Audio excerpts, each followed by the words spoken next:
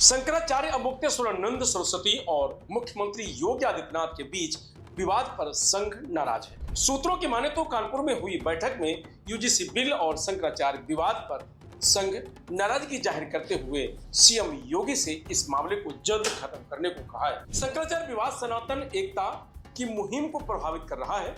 योगी सरकार हर तरीके से इस मुद्दे को काउंटर करे ताकि समाज में सनातन को लेकर पॉजिटिव मैसेज जाए। ये विषय लाखों लोगों की आस्था से जुड़ा है, इसे बहुत गंभीरता से लिया जाना चाहिए। आरएसएस का ये मैसेज यूपी में बीजेपी के शीर्ष नेतृत्व के लिए है। 6 मार्च को कानपुर में संघ और बीजेपी की मीटिंग हुई। सोर्स बताते हैं कि सीएम योगी आदित्यनाथ की मौजूदगी में हुई बैठक में यूपी के राजनीतिक माहौल, संगठन में बड़े बदलावों के साथ साथ शंकराचार्य अमुक्तेश्वरानंद से जुड़े विवाद को लेकर भी चर्चा हुई है। बैठक में साफ कहा गया है कि शंकराचार्य मामले से सरकार और पार्टी को लेकर पैदा हुई नेगेटिविटी दूर करने के लिए हर मुमकिन कोशिश की जाए ताकि लोगों के बीच ये मैसेज जाए कि सरकार सनातन और संतों के साथ खड़ी है। मीटिंग से पहले 24 नवंबर 2025 को आरएसएस चीफ मोहन भागवत और मुख्यमंत्री योगी आदित्यनाथ अयोध्या में मिले थे। इस साल लखनऊ में दोनों के बीच हुई मुलाकातों को संगठनात्मक तालमेल के संकेत के रूप में देखा जा रहा है। लिहाजा बीजेपी लीडरशिप को ये मैसेज दे दिया गया है कि विधानसभा चुनाव में योगी ही पार्टी के सबसे बड़े चेहरे होंगे, इसलिए किसी भी तरह की निगेटिव कैंपेनिंग का सख्ती से जवाब दिया जाए। क्या 2027 विधानसभा चुनाव में शंकराचार्य विवाद बीजेपी की प्लानिंग पर बड़ा इंपैक्ट डाल सकता है? यूपी में आरएसएस का स्ट्रक्चर 6 प्रांतों पश्चिम, ब्रज, अवध, काशी, गोरक्ष और कानपुर बुंदेलखंड में बटा हुआ है।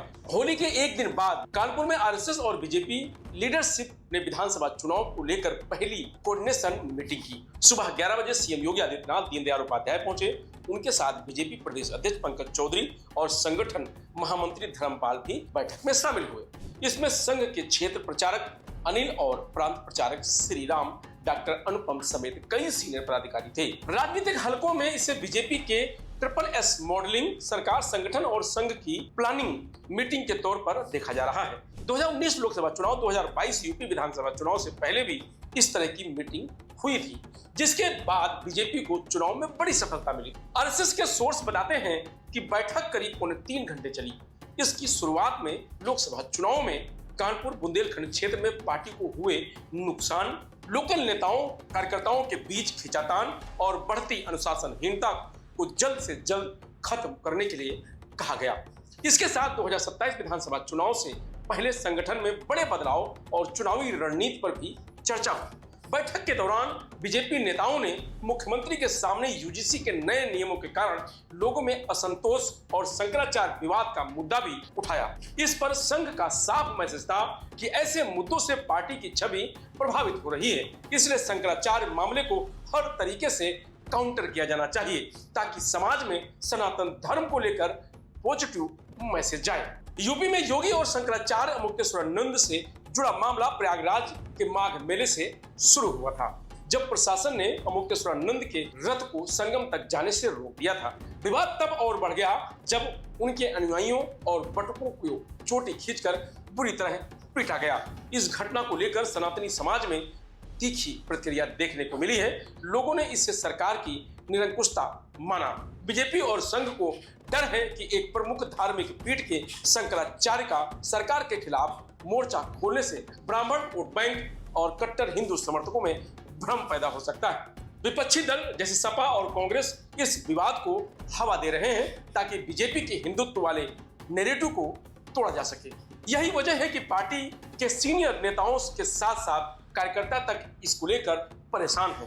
शंकराचार्य विवाद की शुरुआत से लेकर अब तक सीएम योगी के तेवर में कोई कमी नहीं आई है।